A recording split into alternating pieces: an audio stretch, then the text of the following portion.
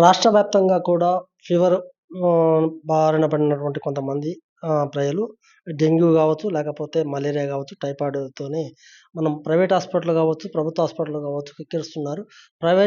ప్రభుత్వ హాస్పిటల్‌కి పోవాలి అంటే అక్కడ ఉన్నటువంటి సీట్ కెపాసిటీ సరిపోకపోవడం వల్ల ప్రైవేట్ హాస్పిటల్‌కు ఎవరైతే జ్వరం బారిన పడుతున్నారో వాళ్ళంతా కూడా ప్రైవేట్ హాస్పిటల్ పోవడం వల్ల లక్షల రూపాయలు కూడా ఖర్చు పెట్టుకోవడం జరుగుతుంది. అసలు జిల్లా వ్యాప్తంగా మొత్తం ఎన్ని డెంగ్యూ కేసులు నమోదయ్యాయో తెలుసుకుంటానికి మనం జిల్లా వైద్యాధికారి కోటచలం గారి దగ్గర ఉన్నాం. సార్ నమస్తే సార్. జిల్లా వ్యాప్తంగా మొత్తం డెంగ్యూ కేసులు ఎన్ని నమోదయ్యాయి సార్?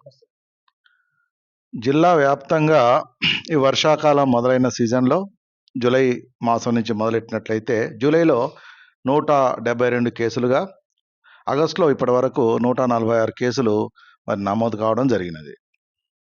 సార్ ముఖ్యంగా అసలు ఈ డెంగ్యూ కేసులు నమోదు గల కారణాలు ఏమిటి? దేనివల్ల సార్?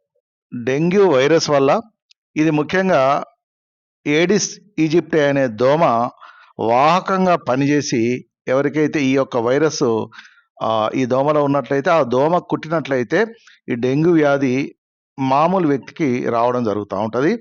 ఇది దోమల ద్వారా వ్యాప్తి చెందుతుంది కాబట్టి ఈ వర్షాకాలంలో నీటి నిల్వలు అయితేనేమి, ఇళ్లల్లో ఎయిర్ కూలర్స్ అయితేనేమి, ఇళ్లలో నీటి నిల్వలు ఉన్నట్లయితే ఆ నీటి నిల్వల్లో గుడ్లు పెట్టి దోమలు పెరుగుదల అయ్యి వీటి ద్వారా మనకు ఈ యొక్క డెంగ్యూ వ్యాధి వస్తుంది అనేది తెలియపరుస్తున్నాం. ఈ డెంగ్యూ నివారణకు ప్రభుత్వం ఎలాంటి చర్యలు చేపట్టింది? మీరు ఏం చర్యలు చేపడుతున్నారు?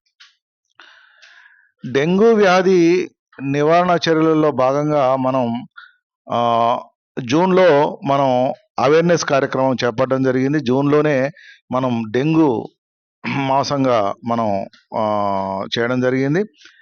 మరి ఆ తర్వాత ప్రతి గ్రామాల్లో సబ్ సెంటర్లో, గ్రామాల్లో ఆశా వర్కర్ల ద్వారా, ఏఎన్ఎంల ద్వారా ఈ యొక్క అవేర్నెస్ కార్యక్రమాలు, దోమలు గుడ్లు పెట్టకుండా నీటి నిల్వలు లేకుండా చేయడము, దోమలు కుట్టకుండా తీసుకునే జాగ్రత్తల పైన అంటే ఇంటి పరిసరాలు శుభ్రంగా ఉంచుకోవాలనేది ఒక పక్క, నీటి నిల్వలు లేకుండా చేసుకోవడం అనేది ఒక పక్క, ఇంటికి కిటికీలకు డోర్లకు జాలీలు అమర్చుకోవాలి.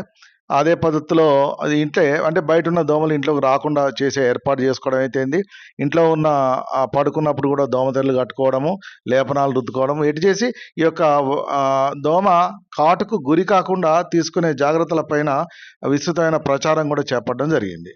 ముఖ్యంగా జిల్లా వ్యాప్తంగా మనకు ఎక్కడెక్కడ డెంగ్యూ ప్రబలింది, ఎక్కువ ప్రబలింది?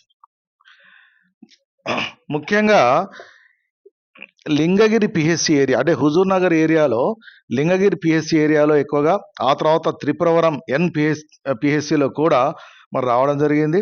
అదే పద్ధతిలో రేపాల పిహెచ్సి ఏరియా కింద కూడా రావడము, కోదాడ యూపీఎస్సి అర్బన్ పిహెచ్సి కింద ఏరియాలో కూడా, చిలుకూరులో కూడా రావడం జరిగింది. సూర్యాపేట యూపీఎస్సీలలో కూడా కొద్దిగా నమోదు కావడం జరిగింది.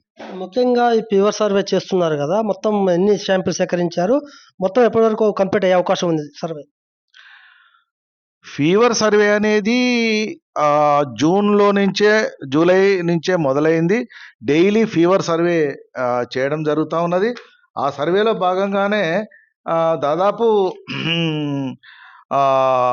టీమ్స్ సుమారుగా 18,000 పైచిలకు, సుమారుగా 20,000 పైచిలకు ఆ టీమ్స్ తిరగడం జరుగుతూ ఉన్నది. మరి టీం మెంబర్స్ కూడా సుమారుగా 24,000 మంది టీం మెంబర్స్ తిరగడం జరిగింది. హౌజెస్ కూడా నియర్ అబౌట్ 39,406 రూమ్స్ కవర్డ్ అంటే పైరెత్రం స్ప్రే చేయడం జరిగింది. దీంట్లో పాపులేషన్ నియర్ అబౌట్ 60,000 పాపులేషన్ కూడా కవర్ చేయడం జరిగింది. ఇందులో 13,709 హౌజెస్ లార్వా గురించి సెర్చ్ చేయగా దాంట్లో 603 హౌజెస్ లార్వా పాజిటివ్ ఉన్నట్టుగా కూడా మాకు నమోదు కావడం జరిగింది. డెంగ్యూ నివారణకు మీరు ఏ చర్యలు చేపడుతున్నారు? ఎప్పటి వరకు డెంగ్యూ నివారణ మనకు అందుబాటులోకి వచ్చే అవకాశం?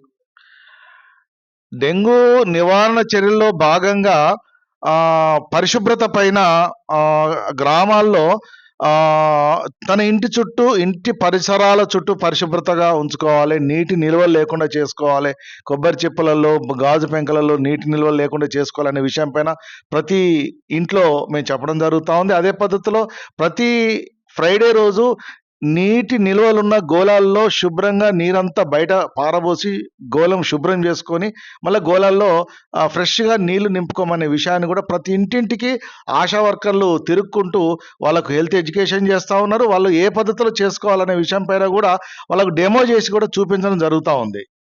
ముఖ్యంగా ఈ డెంగ్యూ బారిన పడినటువంటి ప్రజలు ఎవరైతే ఉన్నారో, ప్రభుత్వ హాస్పిటల్‌కు క్యూ కడుతున్నారో, అక్కడ సరైన సౌకర్యాలు లేకపోవడం వల్ల, లేకపోతే ప్రైవేట్ హాస్పిటల్‌కి పరిగెత్తుతున్నారు.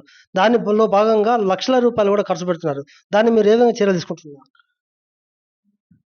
ఈ యొక్క అవేర్‌నెస్‌లో భాగంగా ఎవరైనా వ్యాధికి గురైనట్లుగా ఉన్నట్లయితే వాళ్ళకు మేమే ప్రత్యేకంగా గ్రామాల్లో వైద్యం చేయడము, ఆ తర్వాత మండల కేంద్రాలకు పంపించుకోవడము, ఆ తర్వాత ఏరియా హాస్పిటల్స్‌లో కూడా పంపించుకొని వైద్యం చేసుకోవాల్సిందిగా వాళ్ళని ప్రతి ఒక్కరిని మేము కోరుతా ఉన్నాము.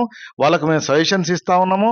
ఆ పద్ధతిలోనే వైద్యం చేసుకోమనే విషయాన్ని ప్రజలకు కూడా తెలియపరుస్తున్నాము. ఫ్రీ వైద్యము, నో క్యాష్ అంటే క్యాష్‌లెస్ వైద్యం గవర్నమెంట్ ఆసుపత్రిలో లభిస్తదనే విషయాన్ని మరి వాళ్ళకి తెలియపరచడం జరుగుతా ఉన్నది. ప్రైవేట్ ఆసుపత్రుల పైన కూడా మేము నియంత్రణ కొనసాగిస్తున్నాము.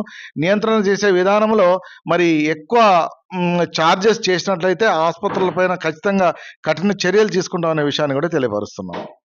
జిల్లా వ్యాప్తంగా డెంగ్యూ వ్యాధుల నివారణ కోసం ఇప్పటికే చర్యలు చేపట్టాము. అనేక 20,000 టీమ్ కూడా మొత్తం ప్రతిరోజు కూడా ఫీవర్ సర్వే చేస్తున్నది.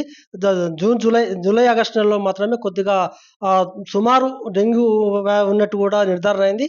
ఒకటే చెప్తున్నారు డిఎంహెచ్ఓ గారు ఏందంటే, ఇంటిలో శుభ్రత ఉంచుకోవాలి, నీటి తొట్లు శుభ్రంగా ఉంచుకోవాలి. ఎవరైనా డెంగ్యూ బారిన పడితే మాత్రం ప్రభుత్వ హాస్పిటల్‌కు వెళ్ళాలి. ఖచ్చితంగా అక్కడ ఫ్రీ సర్వీస్ చేస్తున్నాము. ఎవరైతే ప్రైవేట్ హాస్పిటల్‌కి పోతారో అక్కడ ఎవరైనా ఎక్కువ మొత్తాల్లో డబ్బులు